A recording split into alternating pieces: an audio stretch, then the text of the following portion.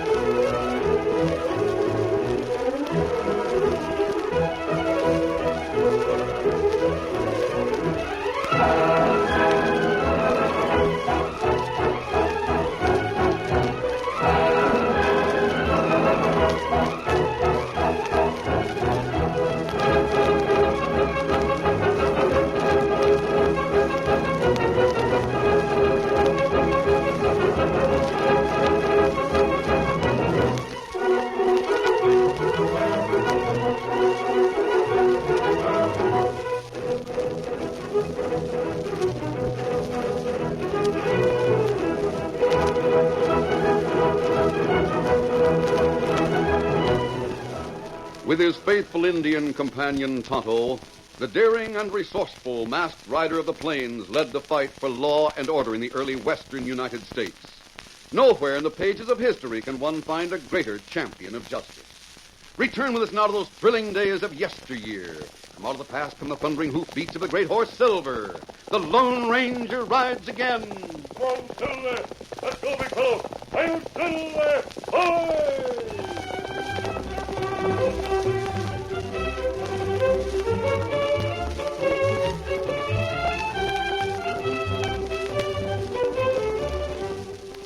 It was early in the month of April when the strong, warm winds from the southeast lashed the gamma grass of the Great Plains until it resembled the heaving bosom of a turbulent sea, and billowing white clouds driven before the fretful gusts of the maverick wind banked themselves like a cornered herd against the towering mountain ranges of the Continental Divide. In the kitchen of the Arrowhead Ranch, Mom Stevens was clearing away the last of the breakfast dishes when 9-year-old Buddy Stevens rushed in. What is it, Buddy? Mom, you've got to come and see what Ling Chow made for me. You've got to, Mom. Don't get so excited, Buddy. What's Ling Chow made now? Can't tell you. You got to see for yourself. Come on, Mom. Hurry, won't you? Well, wait till I finish up with these dishes. Your father hired Ling Chow to cook for the range crew, but he seems to spend most of his time entertaining you. Ling Chow's a swell fella. But come on, Mom. You've got to see what he made this time. It's wonderful. Oh, all right. Let's go see what it is. You better tie your bonnet on tight. The wind's mighty strong.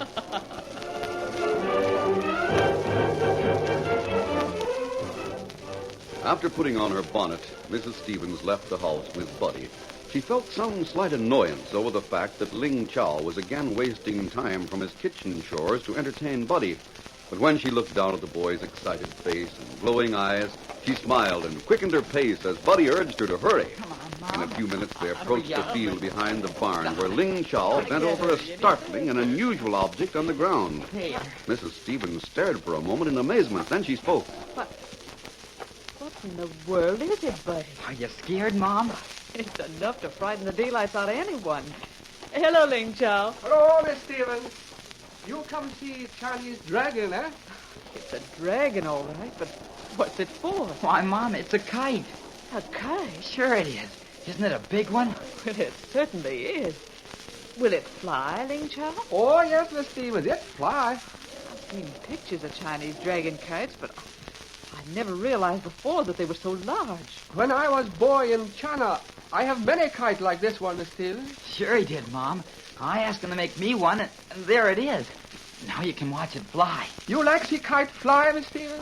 I wouldn't miss it for anything, Ling Chow. The wind's just right, too. Wind very strong. Kite go up quick. Look at the big ball of string, Mom. But, Buddy, that string isn't strong enough to hold a huge thing like that kite. Why, it's nothing more than thread. Oh, no, Miss Stephen. String very strong. It's made of silk. It's made in China, Mom. It's strong as a rope. Ready to fly kite now. You hold the string, Ling Chow. I'll let the dragon's head to catch the wind. Ling Chow ready. How's this, Ling Chow? That very good. Oh, the wind's caught it. There she goes. Wind pull very hard. Let her out, Ling Chow. Too much wind. The strong April wind caught the dragon kite and carried it rapidly aloft, where it tossed and rolled above the prairie, just like dragon kites had tossed and rolled high above the tiled rooftops of Shanghai and Hong Kong for hundreds of years. Higher and higher it climbed, like a winged serpent of many colors, until at last the ball of silken thread was almost exhausted, and Ling Chow, the Chinese cook, brought his silken monster to a standstill in the gusty sky. No more string. Kite stop now, buddy. Oh, gee. Let me fly it now, Ling Chow. Oh, Buddy, the wind's too strong. You couldn't hold it. Wind very strong, buddy. But you promised. You said I could fly it myself. Now, Buddy, Ling Chow knows best. But he made it for me, and he said I could fly it. I make promise when wind not blow so big. But look, the wind's calmed down. It's not blowing hard now. Ling Chow, please. Kino. Very well. Ling Chow make promise to buddy. Ling Chow keep flowers. Oh, golly gee. Now, hold on tight to the string, Buddy. I got it. Here comes big wind. Look out, Buddy. Golly, it's strong. Help! Help! Grab the string, Ling Chow. I can't hold it. Kite's gone. Oh, Buddy, I knew this would happen. It's gone. It's gone. My dragon kite's gone.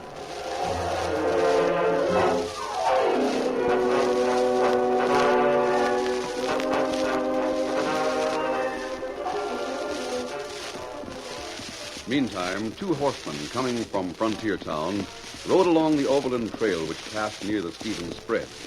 One of the riders wore a black mask and was mounted on a magnificent silvery white stallion. The other rider, an Indian, rode a beautiful paint horse. They were the Lone Ranger and Tonto, who moved along in silence, until suddenly Tonto, who glanced upward, pointed toward the sky and spoke with a slight trace of excitement in his voice. Look, Kemosabe. Big snake fly like bird. Where, Tonto? Over there. It fly this way. Oh, I see it now.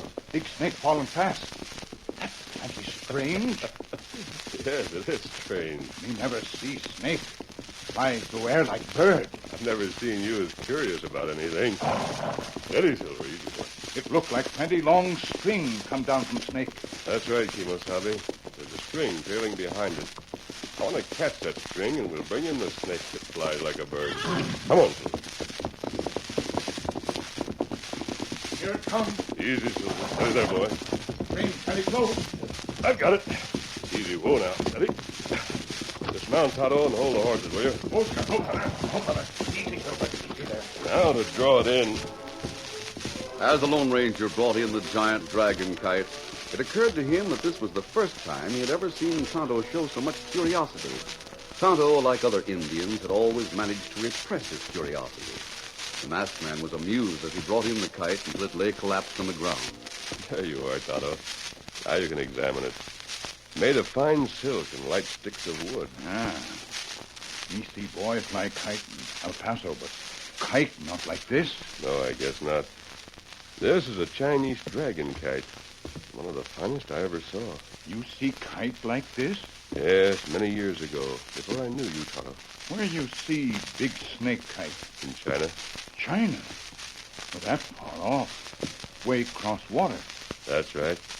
There are many kites like this in China. They call them dragon kites. This kite not fly from China. Where this kite come from?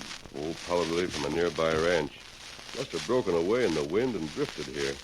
Wind not blow hard now. That's why the kite was falling when you saw it. I'll anchor it to windward. It won't blow away. Why you do that, Kemosabe? My guess, the owner of this kite will come looking for it.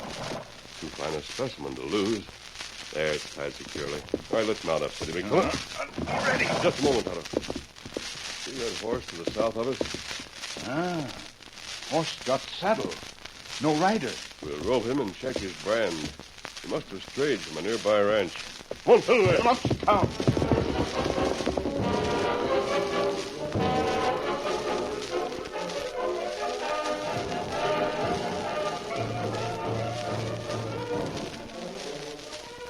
A short time later, Mrs. Stevens sat on the ranch house porch while Buddy sat dejectedly on the nearby steps.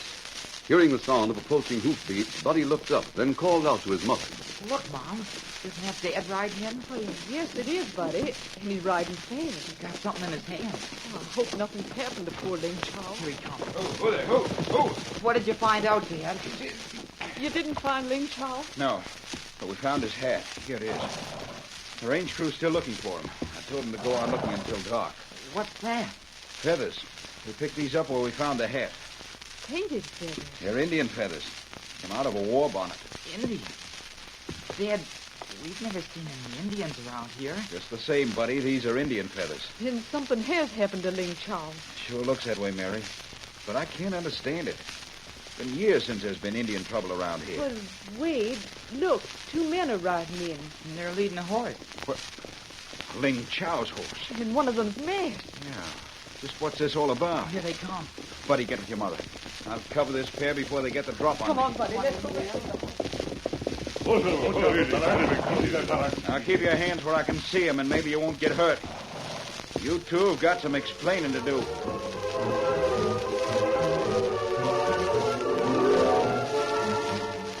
The Lone Ranger explained to Wade Stevens how he and Tonto had found the horse and the dragon kite, and in return learned that after the kite broke away from Buddy Stevens, the Chinese cook had gone in search of it. He had failed to return to the ranch, and a search for him had resulted in Stevens finding the hat and Indian feathers. You can put away your guns, Wade. They're not looking for trouble. We're here to help you if we can. All right, maybe you are on the level at that. Get down off your horses. Thanks. Big fella. Easy, fella. There are no Indians around here. The nearest reservation is 100 miles west. Yes, that's right. And there's not been Indian trouble in 10 years or more. I just don't understand it. Let me examine those feathers, will you? Here you are. Otto, take a look at these feathers, will you? Them Ute feathers. That's not good, Kimasabi. What's he mean? Their feathers dyed with the favorite colors of the Ute tribe. Utes? Now, they're the reservation Indians I just spoke about. Yes, I know. About a week ago, Yellow Dog, the medicine man of the tribe, jumped the reservation with a band of young bucks. Yellow Dog? I've heard he's an ornery critter. He's a troublemaker. Oh, where'd you find these feathers in the hat, Stephen? About 4 miles south of Buzzard Canyon. Buzzard Canyon? That's bad, Kimasabi. Yes, Tonto. You'll have to act fast. What are you two talking about? When Yellow Dog and his bucks jumped the reservation, we thought they'd gone to hunt and would soon return. Otto and I doubted it. We've been trying to find them. Just who are you? That's not important now. But, Stevens, Buzzard Canyon is the ancient ceremonial grounds of the pagan Utes. Ah. Ancestors hold devil dance there. Long time ago. Devil dance? Well, that's where they make sacrifices to the Great Spirit. And it's been outlawed for years. Right. But Yellow Dog is a pagan. He wants the young bucks of the tribe to be pagans also. There's no doubt they're in Buzzard Canyon. Ling Chow is their prisoner. Why, Dad blast their red hides.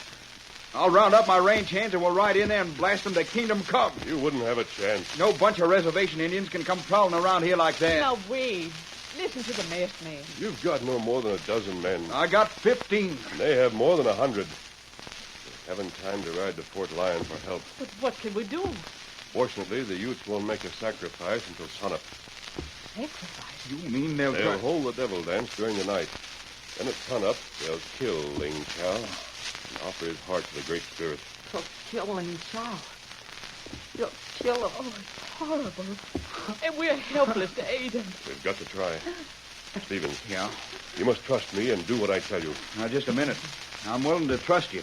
But when it comes to giving orders, I'm the boss around here. Wade, please. Let's hear what the masked man has to say. Then you can decide who'll be boss. That's reasonable. How about it, Stevens? All right, let's hear it. I'll decide after I've heard what you got to say.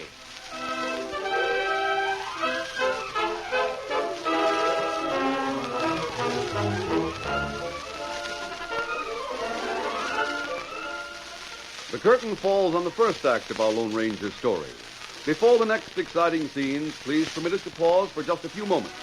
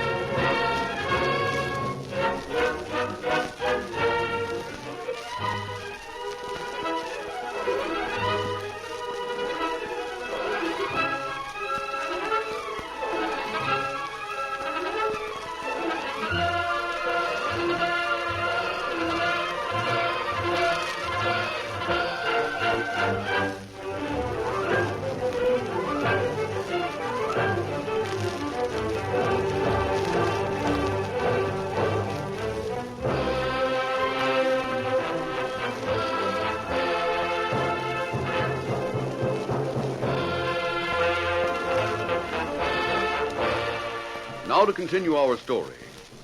The Lone Ranger impressed upon Wade Stevens that Ling Chow, the Chinese cook, would be sacrificed at sunup to the pagan gods of the Utes if a single slip were made in efforts to rescue him. Then the masked man pointed to Tonto and said, Our one hope lies in Tonto. Him being the Indian, Wade, he'll be able to help the masked man. Sure he will, Dad. All right, then. You're the boss. I'll do what you say. Good. When your range crew rides in, keep them here until I return. You should be riding in any time now. It's getting dark, and they won't be able to pick up a trail. Where are you and Tonto going? I can't explain now, buddy. I'll be back in a short time. Here, Silver. Here, Scout. I'll have the range crew ready and waiting when you get back. Good. Come on, Silver. Get him up, Scout.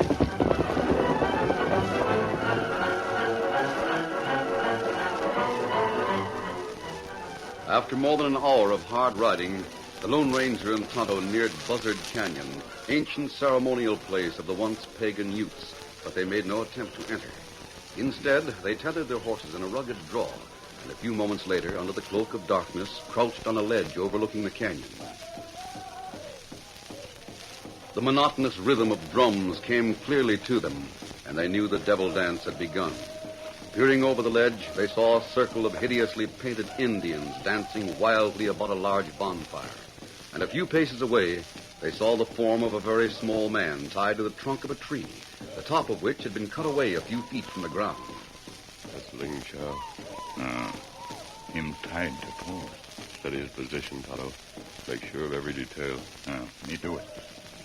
We go now. No, not just yet. Why we stay? Then not much time can I know.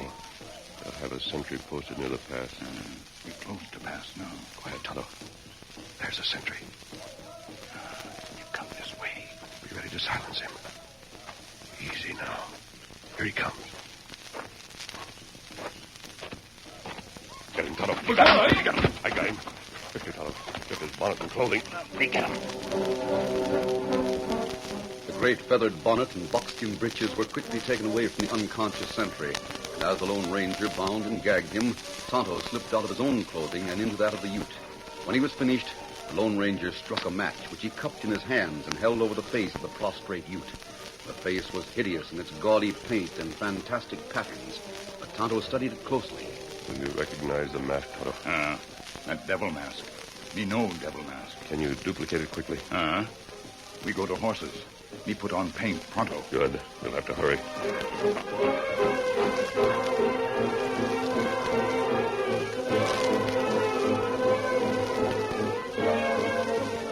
Returning to the horses, Tonto proceeded to apply the fantastic coloring of the devil mask to his own face, while the Lone Ranger quietly outlined a daring plan.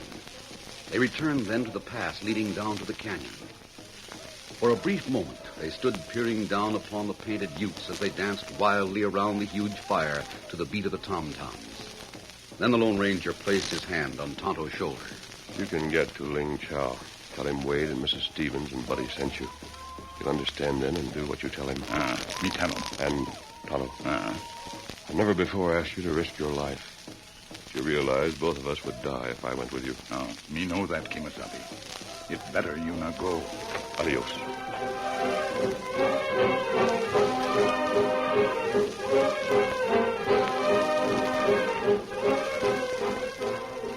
As the two friends separated, perhaps for the last time, and each went his respective way, the beat of the tom-toms grew in rapidity, and the frenzy of the dancing youths became more fanatical and torturous. Round and round they danced, unmindful of the fire that had ceased to flame skyward and was now but a pile of dull, glowing embers. Unmindful of fellow dancers who fell exhausted from the ranks, their places taken by other frenzied redskins whose faces were distorted by paint and fanaticism beyond human recognition. So hypnotized by their own weird spectacle, the youths also failed to see a shadowy figure emerge from the blackness of the night and approach the figure of their sacrifice bound to the post. You Ling Chao, You go away. Go away. do not be afraid. Me friend. You lie. You come kill Ling Chao. You go away. Be quiet. Me friend. Rancher Wade Stevens, my friend. Buddy, my friend. Mrs. Stevens' friend. Oh, if you speak truth, may my ancestors forgive me. I spoke from fear. That all right. Me understand. Now you listen to what Tonto tell you. Maybe we save your life. Is fool who covers ears before bringer of good tidings. Speak, my friend Tonto.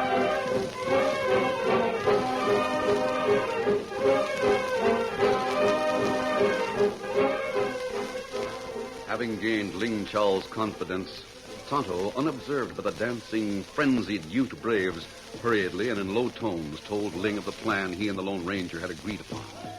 Then, leaving Ling's side, Tonto slipped into the circle of dancing Utes and became one of the shouting, fanatical band. Meantime, on the rim of the canyon above, the Lone Ranger made a last-minute check to see that Wade Stevens and his men had followed his instructions. Are all of your men placed about the canyon, Stephen? Yeah, I did just like you told me.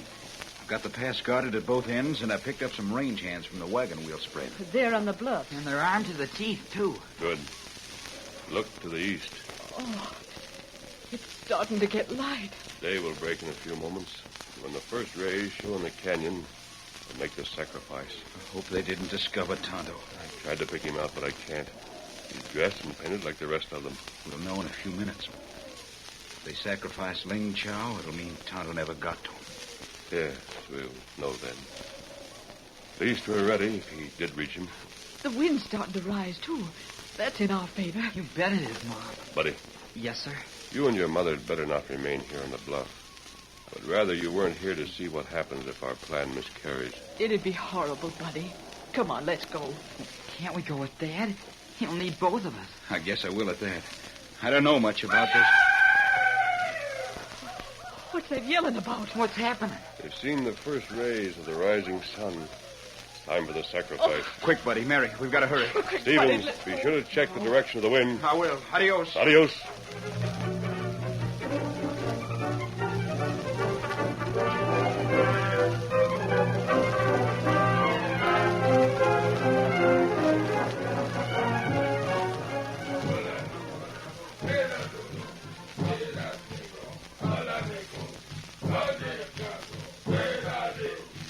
Here come medicine man. You do what we tell you. Good advice, like riches, is worth much to the needy. Mele mio. Tua gola. You tell Yellow Dog, great medicine man. What you tell me? Your medicine, no good, is very bad medicine. That lie. I make medicine for Great Spirit. You are big fake. Hola. I make big medicine, heap big medicine. Little man say you big fool. Yellow Dog no fool. Yellow Dog great medicine man. Me kill, give heart to Great Spirit.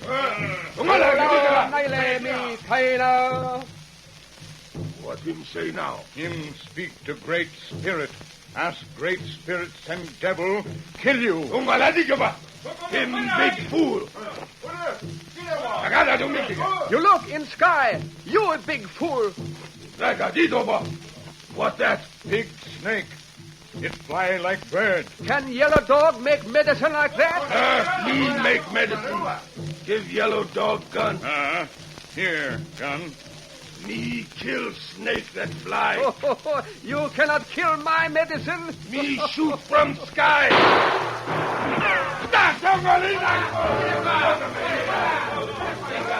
The renegade Utes who had followed Yellow Dog off their reservation to the ceremonial grounds of their ancestors faced a disheartening disillusionment. Before their very eyes, they had seen the man they planned to sacrifice defy their own medicine man. They had seen him make bigger medicine than Yellow Dog. Their medicine man had not only failed to shoot the demon from the sky, but it had shot back at him. The gods were angry with Yellow Dog. Quickly, he tried to rally them to go on with the sacrifice. As he pleaded, cajoled, and threatened, the painted Utes hesitated between loyalty and fear. Tonto and Ling Chao stood silent, wondering what the decision would be. And then the strong wind became gusty, and the dragon kite plunged and swayed into the canyon, its vivid colors flashing in the early morning sunlight. It was too much for the superstitious pagans. They broke and ran. Yellow Dog, the medicine man, knew that he could never again return to his tribe, that he would be an outcast forever. But he still had one ace left in his hard-luck hand. It was Tonto's gun. Suddenly he faced Tonto. You, traitor! Big fool got gun. You not you. You friend of bad medicine. Now I kill you, you traitor.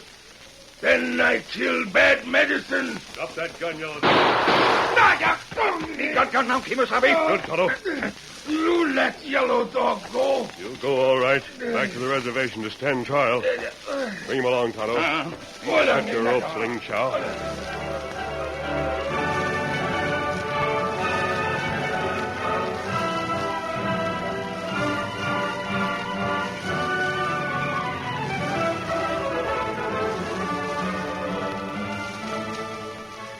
It was not until after they had reached the ranch and Ling Chao was eating a sumptuous breakfast, which he didn't cook, that he learned from the Stevens family how he had been delivered from certain death at the hands of the superstitious Utes. You see, Ling Chao, it was the masked man and Tonto who found the dragon kite. And the masked man figured it would scare the daylights out of them pagan Utes. And I guess it did. It was Dad and I who flew it over the canyon, and Mom helped, too. You recollect the shot that was fired at old Yellow Dog right after he shot at the kite? And Yellow Dog thought it was the dragon shooting at him? Oh, Ling Chao never forget it. It mystified Ling Chao for a moment. Well, that was the masked man, too. He fired it. Were you very frightened, Ling Chao? Ling Chao had much fear at first. But when Tonto tell Ling Chao about masked friend, Ling Chao not afraid anymore. Tonto told you who he is? You mean you know who he is? Why, even we don't know him. Masked man, very fine friend. Tonto say masked friend is Lone Ranger.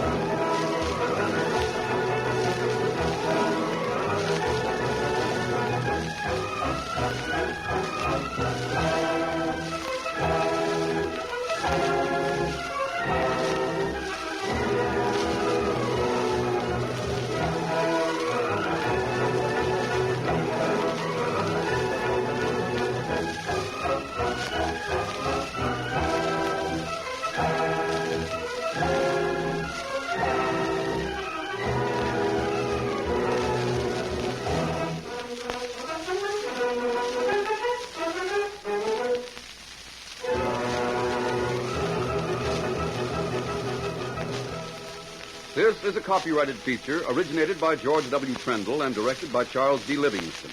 The part of the Lone Ranger is played by Brace Beeman.